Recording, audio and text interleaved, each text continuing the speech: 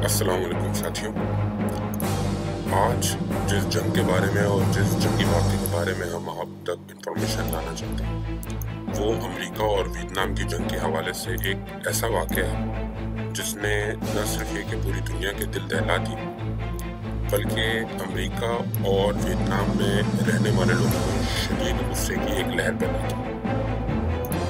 नाज़रीन, वाक़या कुछ इस तरीके से है कि मार्च 1968 में एक्सपीडिशनरी रेजिस्टेंस स्क्वाड्रन ERS जो अमेरिकन आर्मी का एक विंग है, उसने कई 100 गांव वालों को कत्ले आम करके तबाह बर्बाद कर दिया।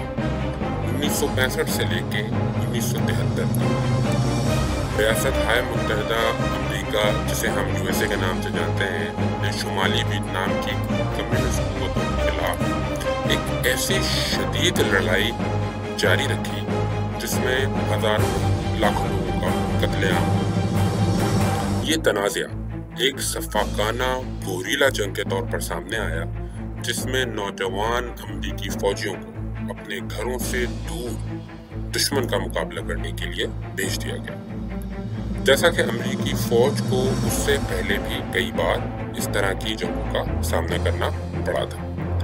वियतनाम की जंग एक ऐसा मुतनाज़ा टॉपिक है जिसमें कुछ लोग इसे शुमाली कम्युनिस्ट पार्टी की जारियत के खिलाफ जनूबी वियतनाम का जायज दिफा समझते हैं, जबकि दीगर का कहना है कि ये अमेरिकी साम्राज्य और सर्द जंग के नतीजे में लाखों अफराद कत्ल हुए, जिनमें से एक अहम हिस्सा आम शहरियों का भी था। अमेरिका की तरफ से होने वाले शहरियों की हलाकतों में 16 मार्च 1968 को होने वाले माई लाई कत्ले आम के होलनाक वाक़े से ज़्यादा और कोई वाक़या इतनी बदनामी का बाइस नहीं, जिसमें ख़वातीन, बच्चे, बूढ़े, मर्द, औरतों समेत 504 मासूम शहरियों की जानें ली गई। तो नाज़रीन, आइए अब इस मीरा लाई कत्ले आम के वाक़े को तफसील से जान लेते हैं। 1968 तक वियतनाम की जंग में अमेरिकी अफवाज पर असरअंदाज होने वाली तमाम कुव्वतें रायगां हो चुकी हैं। जनवरी 1968 में शुमाली वियतनाम की तरफ से शुरू की गई ल्यूनार न्यू ईयर, यानी कि उनके नए साल के ऊपर जो जहरियत अमेरिकी फौजियों के खिलाफ शुरू की गई, उसने अमेरिकी फौजियों की जिंदगियों पर एक बहुत बड़ा असर डाला और अंदरून मुल्क और बैरून मुल्क दोनों जगहों पे अमेरिकी फौजियों के हौसले मुस्तकिल तौर पर पस्त कर दिए। ये कोशिश सिर्फ इस वजह से की गई ताकि वियतनाम के मकबूजा इलाकों को अमेरिका से वापस हासिल किया जा सके। कम्युनिस्ट अफवाज के खिलाफ अमेरिका ने एक नई कार्रवाइयों का अजीम सिलसिला शुरू किया। ऐसा ही एक हदफ सूबे क्वांग निगाई में वाक़े माई लाई गांव में भी था। माई लाई, जिसे अमेरिकी फौजियों ने उसकी कम्युनिस्ट हमदर्दियों की वजह से पिंक व्हील का नाम दे रखा था, ख्याल किया जाता है कि ये वियतकांग की सरगर्मियों का एक बहुत बड़ा हॉट स्पॉट था जहां से वो तमाम सरगर्मियां अमेरिकियों के खिलाफ लॉन्च किया करते थे। 16 मार्च 1968 को टास्क फोर्स बार्कर के नाम से, जिसमें अमेरिकी कंपनियों B और C के सिपाहियों का एक बड़ा दस्ता मुश्तमिल था, उनको हुक्म दिया गया कि माई लाई में ऑपरेशन का काम शुरू किया जाए।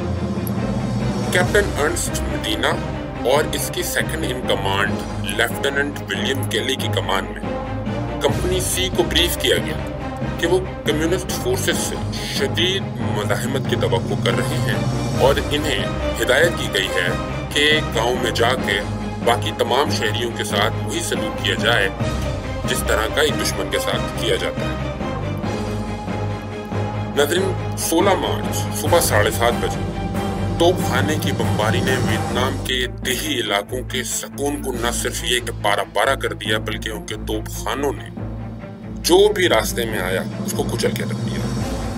ये तारीख का ऐसा अलमनाक बाब है जिसका इशारा शायद ही कहीं मिले।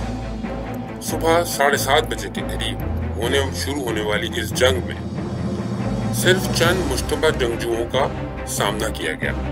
इंटेलिजेंस की नाकामियों की वजह से मुसल्लह मज़ाहमत की अदम मौजूदगी थी और आम शहरियों ने मोहतात अंदाज में अमरीकी फौजियों का इस्तकबाल किया। और फिर वही हुआ जो एक फातेह एक मखलूक के साथ तारीख में करता आया है। किसी भी वार्निंग के बगैर, किसी भी दबा के बगैर तशद्दुद फूट पड़ा जब अमरीकी फौजियों ने शहरियों पर अंधाधुंध फायरिंग की और हमला करना शुरू कर दिया। बंकरों में दस्ती बम फेंके गए जो उस इलाके में मौजूद कुछ भी तनामी जंगजुओं के ज़ेर असर थे। शहरियों को गोली मार दी गई, कईयों को छुरे मारकर और उनके घरों को जलाकर, उनको जख्मी कर उनको जिंदा जला दिया गया। औरतों और बच्चों तक को नहीं बख्शा गया और फौजियों को हिदायत की गई कि बाकी तमाम अफराद जो भी इस गांव में मौजूद हैं उनको दुश्मन समझा जाए। ये जुल्म की दास्तान कई घंटों तक जारी रही।